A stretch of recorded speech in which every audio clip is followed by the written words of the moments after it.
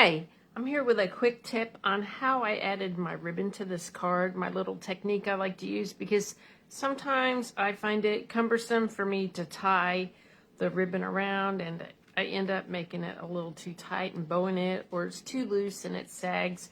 So something I learned from another demonstrator was to just cut a piece of ribbon. Let's see, this measures 4 inches, so I want about an inch over each side, so I'm going to cut it at 6 inches. So I'm going to cut a piece of ribbon about 6 inches, and I'm going to attach it with glue dots on the back side. Alrighty, so there, I've got my 6-inch piece of ribbon, and then I've got my glue dots here, and I'm just going to put that on. And I like to put the ribbon on at the end just before I secure it to, well, my glue dots aren't wanting to stick. How about that? But they will. Before I secure it to the card base, because that way I kind of get an idea of exactly where I want to put it. So I'm only going to do one side first. I want it right about here. Oops. I should pick this up.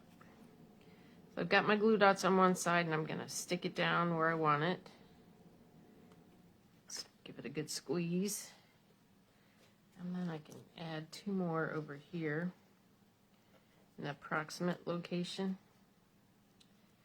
And what I also do too is when I attach it to the card base, if I'm not going to glue this directly to the card base but use dimensionals, then I'll go ahead and put a little dimensional on top of that as well. There, that looks straight.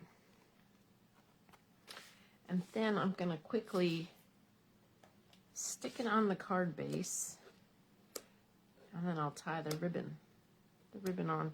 But that's it. You use glue dots. Now, if you're using something like twine, you could use the Stampin' Seal Plus or the regular Stampin' Seal, and that holds it. I find that holds it just as well. But I've always had problems myself tying knots and making the bows look right, and sometimes I'll have a too tight wrapped around, or it's too loose and it sags. So this is a good alternative. All right, so I'm going to slap this on here neatly, hopefully. Yeah. This is a pink and gray Valentine, and it's also good for birthdays because you can always send someone some love any time of the year.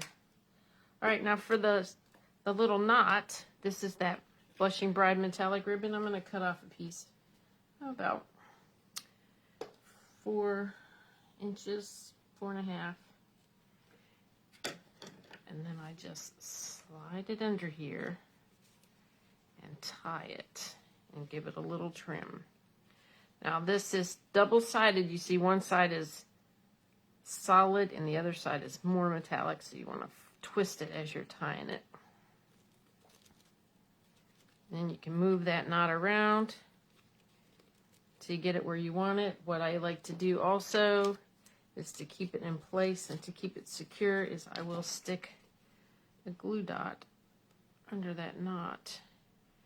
And this ribbon is thick enough that the glue dots cover it up really well. And I'll take my scissors here and trim that up. There. So that's my quick tip for this card, is to go ahead and use glue dots to secure your ribbon in place. It works really well. These are some elegant faceted gems. These are the real big ones, but they'll look okay. Putting a few on here to finish up my card. There you go. I hope you enjoyed my little quick tip and that you can use it. All right. Thanks. Bye.